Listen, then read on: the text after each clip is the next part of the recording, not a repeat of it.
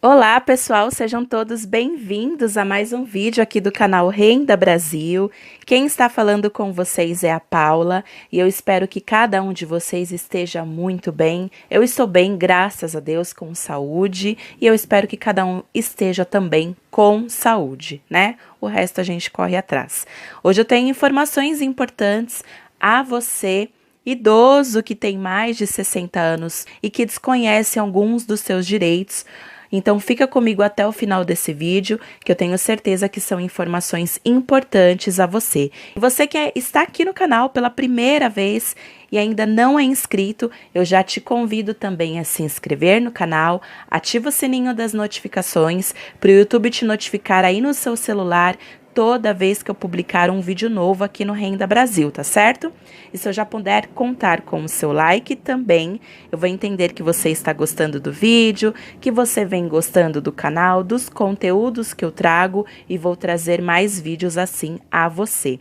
E como notícia boa é notícia compartilhada, compartilhe esse vídeo com o maior número de pessoas que você puder, usa suas redes sociais, né? Se você conhece pessoas que tenham mais de 60 anos de idade, muito provavelmente você conhece, de repente você não é um aposentado ou um pensionista, mas conhece um que seja e que desconhece aí dos seus direitos, manda esse vídeo para essa pessoa também, certo? O meu primeiro abraço virtual vai para o Fagner de Aracaju, terra bonita. Recebam então com muito carinho o meu abraço virtual.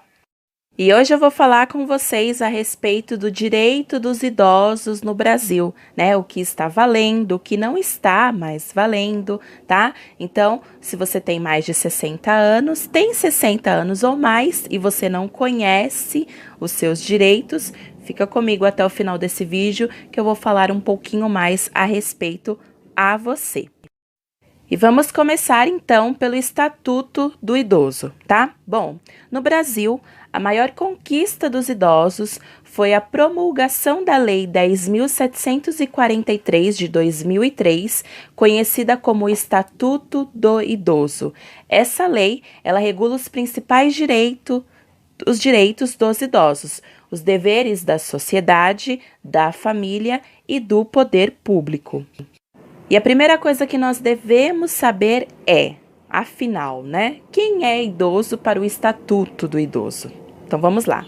Por essa lei, em vigor no Brasil, é considerado idoso as pessoas a partir de 60 anos de idade, ou seja, não é 65 anos, não é 70 anos, é a partir dos 60 anos, para o Estatuto do Idoso, já é considerado um idoso. Então, 60 anos para mais, já é considerado, então, um idoso.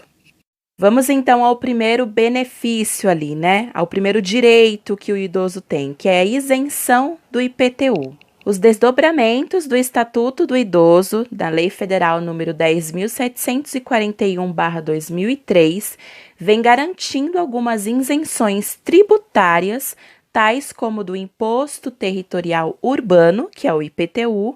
A isenção depende do município, tá?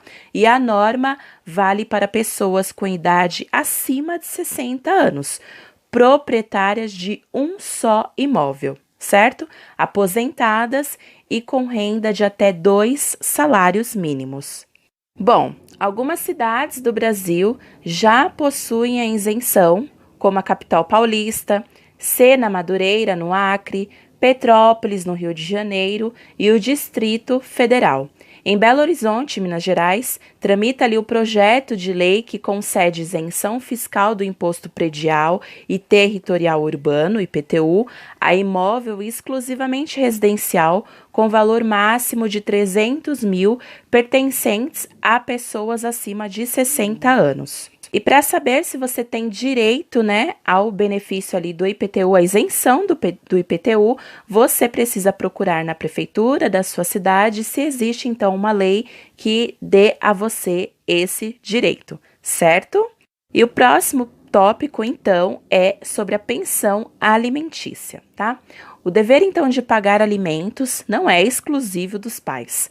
A obrigatoriedade de o filho pagar pensão para o seu ascendente também é prevista legalmente. Olha só, Muitos desconhecem disso, né? De acordo com o artigo 12 do Estatuto do Idoso, aqueles que não tiverem condições de se sustentar têm direito a receber pensão e a escolher de qual dos filhos ele vai receber. O não pagamento pode resultar na prisão do inadimplente e o Código Civil e a Constituição apoiam essa medida. E caso os filhos não tenham condições financeiras de pagar, o idoso pode pleitear o benefício assistencial, cujo valor é de um salário mínimo mensal ao cidadão com mais de 65 anos que não possui renda suficiente para manter a si mesmo e a sua família, conforme os critérios definidos na legislação, tá? Que é o chamado BPC-LOAS idoso, certo? E o próximo tópico, então, é sobre a assistência à saúde. O poder público deve fornecer gratuitamente medicamentos aos idosos, especialmente em relação àqueles de uso continuado, como próteses. Os idosos também têm atendimento preferencial no Sistema Único de Saúde, tá? O SUS.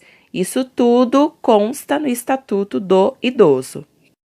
E ainda que o Estatuto do Idoso vede a discriminação por parte dos planos de saúde no tocante à cobrança de valores diferenciados em razão ali da idade, a jurisprudência do Superior Tribunal de Justiça entende que o ajuste proporcional de preços à idade do segurado está ligado à expectativa de aumento na procura por serviços médicos e hospitalares por parte dos idosos.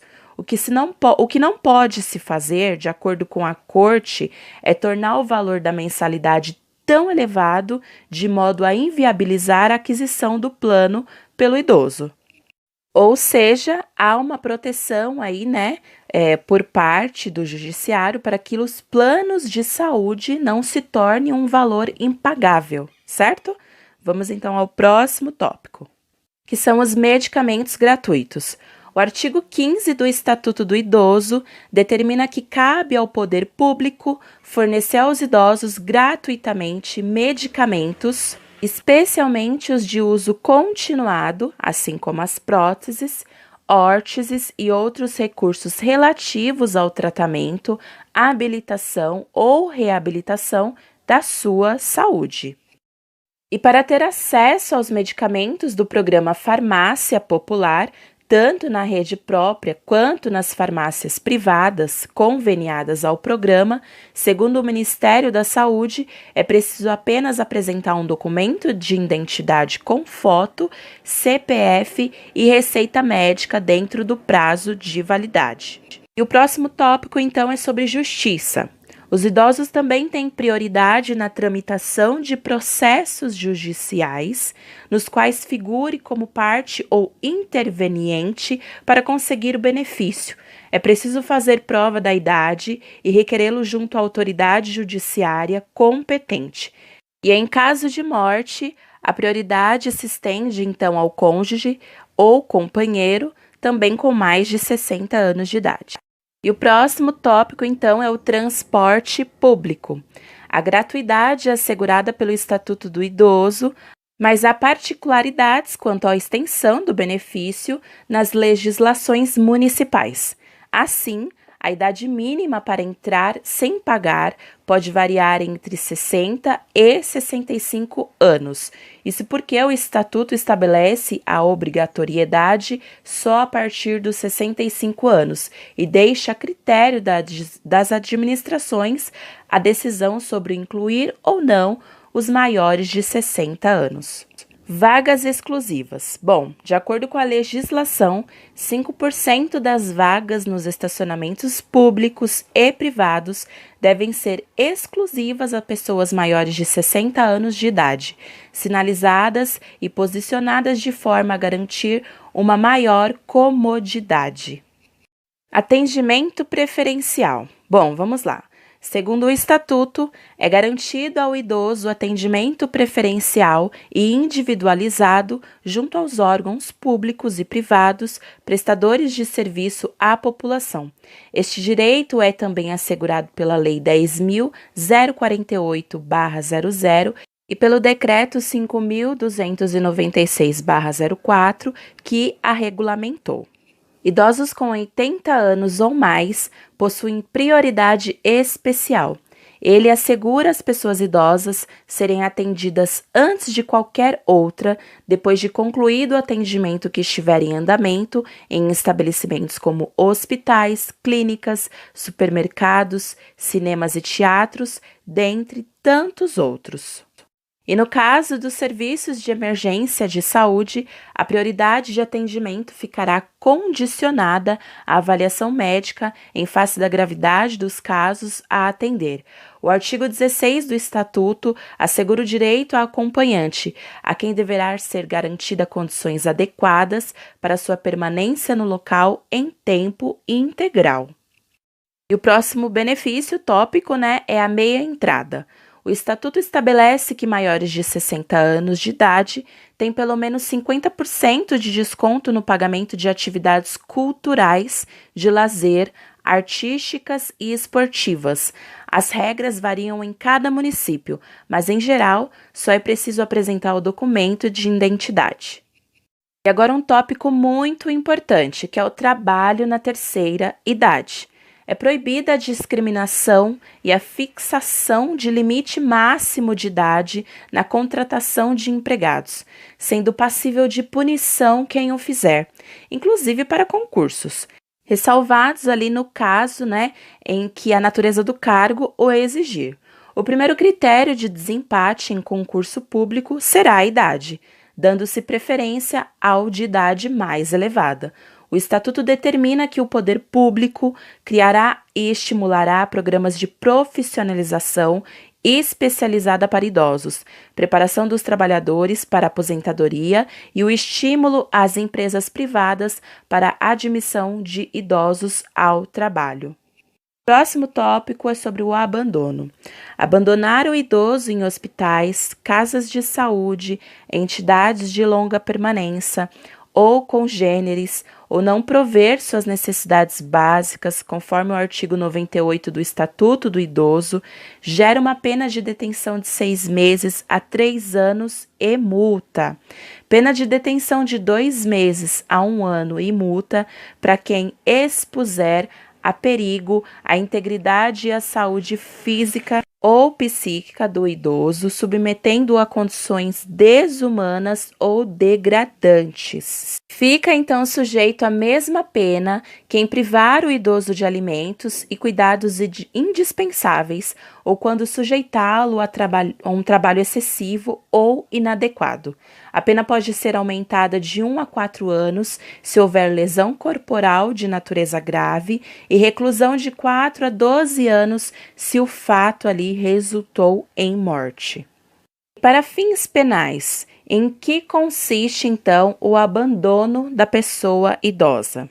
Os filhos, os netos, o cônjuge ou qualquer parente que deixar uma pessoa idosa em hospitais, casas de saúde, entidades de longa permanência ou simplesmente deixar de prover as suas necessidades básicas estarão cometendo o crime de abandono. E o que são os maus tratos? Ao contrário do que normalmente se pensa, maus tratos não são somente agressões físicas. A negligência no cuidado para com que o idoso também constitui um exemplo de maus tratos, como a falta de troca regular da fralda, que permite a formação de assaduras, a alimentação inadequada ou insuficiente e a falta de medicação ou de assistência médica. Então, não é só o fato da pessoa ser agredida fisicamente, é o não cuidar da pessoa como ela deveria, do idoso, como ele deve ser cuidado. Porque um idoso, numa situação dessa, ele é como um bebê. Então, ele precisa, sim, de um cuidado super especial. E a pessoa que se compromete a fazer e não o faz, ela com certeza está cometendo maus tratos. E também é exemplo de maus tratos a falta de paciência do cuidador que agride verbalmente o idoso, tá? Nestes casos, o cuidador, que pode ser qualquer pessoa, estará cometendo crime e a pena pode chegar até 12 anos de reclusão se do fato resultar a morte do idoso. Podem os familiares receber em nome do idoso benefícios previdenciários, proventos, pensões ou rendimentos? A resposta para esta pergunta é sim, desde que estes não se apropriem ou desviem os bens para aplicação diversa da finalidade, tá? Que é única e exclusivamente prover as necessidades da pessoa idosa. Caso contrário, poderá caracterizar crime. E quais são os deveres do cuidador? Bom, prestar assistência ao idoso, principalmente no que diz respeito à alimentação, saúde e higiene, estar atento às medicações que devem ser tomadas pelo idoso para não deixar de dar o remédio correto e na hora certa, verificar as necessidades médicas do idoso e sempre acompanhá-lo durante as suas consultas. Ser paciente com o idoso. E quem pode ser cuidador? Bom, gente, não existe ali uma regulamentação legal para a figura do cuidador. Sendo assim, qualquer pessoa pode cuidar do idoso, prestando-lhe assistência. O cuidador pode ser uma pessoa estranha à família ou da própria família do idoso, um filho, um neto, um sobrinho, um irmão. É muito comum as pessoas contratarem, né, um auxiliar de enfermagem, alguma coisa assim, como um cuidador, né? Mas, como também é comum, um filho, um neto, um sobrinho, um irmão, um parente ajudar neste momento. É isso, pessoal. O Estatuto do Idoso, ele foi criado, né, a fim de que todos os tópicos sejam cumpridos, né, e também levando em consideração que o idoso, ele pode ir muito além, né? Ele pode sim trabalhar, ele pode sim continuar contribuindo, né? Tudo vai depender ali da sua saúde, do seu estado físico, mental, psíquico, né? Mas na maioria das vezes ele é um idoso que vai poder ainda contribuir e participar de muitas coisas e aproveitar, inclusive, dos tópicos que contém ali no estatuto que vai beneficiá-lo. Então, se você gostou dessa informação que eu trouxe a você, deixe o seu like se você ainda não deixou e não se esqueça de, ao final desse vídeo, compartilhar.